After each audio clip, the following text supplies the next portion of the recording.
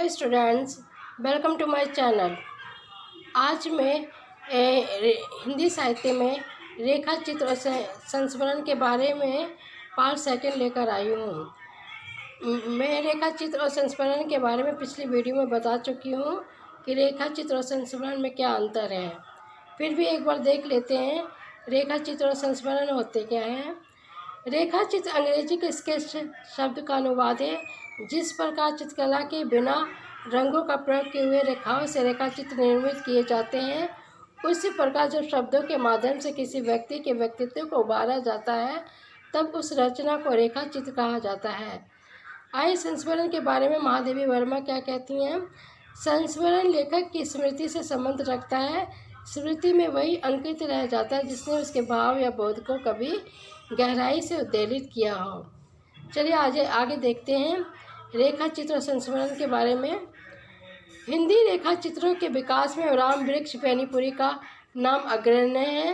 रेखा चित्र लेखन में उन्हें अपूर्व सफलता प्राप्त हुई है। माटी की मूर्तियाँ नामक संकलन में 12 रेखा चित्र हैं, उन्हें संकलित किए गए हैं। उनके नाम हैं रजिया, बलदेव सिंह, सरजू, भैया, मंगर, रूपा की आजी, देव, बाल गोविंद, भगत, भोजी, परमेश्वर, बेजू मामा, सुभान खां और बुधिया।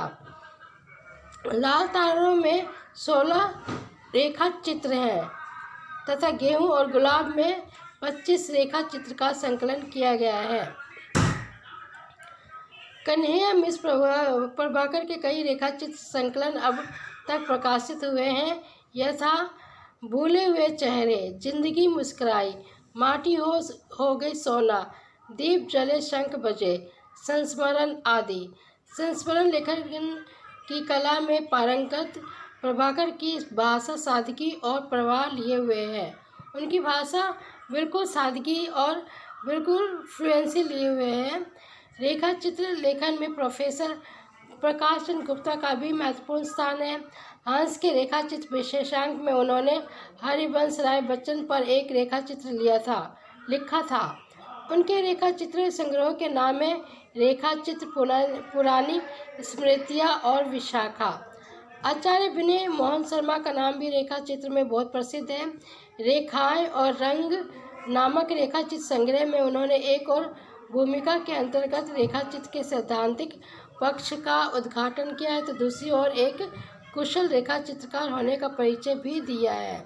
इसी संग्रह के सभी रेखा चित्र सरल तथा प्रभावमयी भाषा में लिखे गए हैं तथा भाषा को अलंकारिक रूप प्रदान किया गया है।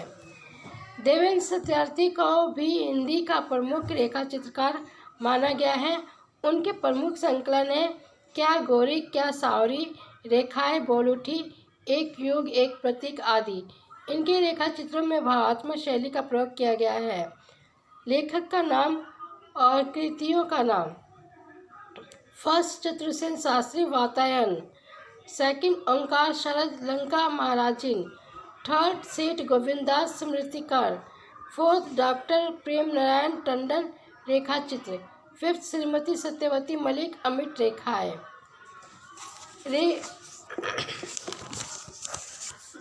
कुछ अन्य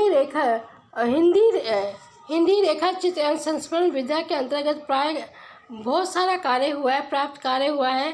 पत्र पत्रिकाओं में इस विधा से संबंधित प्राय संबंधित लेख प्राय निकलते रहते हैं। आजकल अभिनंदन ग्रंथ निकालने की जो परंपरा चल रही है उसने भी हिंदी साहित्य की इस विधा को प्राप्त श्री वृद्धि की है। साहित्यकार, राजनेताओं और समाज सेवियों से संबंधित अनेक संस्मरणात्मक रेखा चित्र विभिन्न पत्र पत्रिकाओं में प्रकाशित होते रहते हैं। अतः इस विद्या का भविष्य निश्चित रूप से उज्जवल है। Okay, bye, take care, please like the video and subscribe my channel.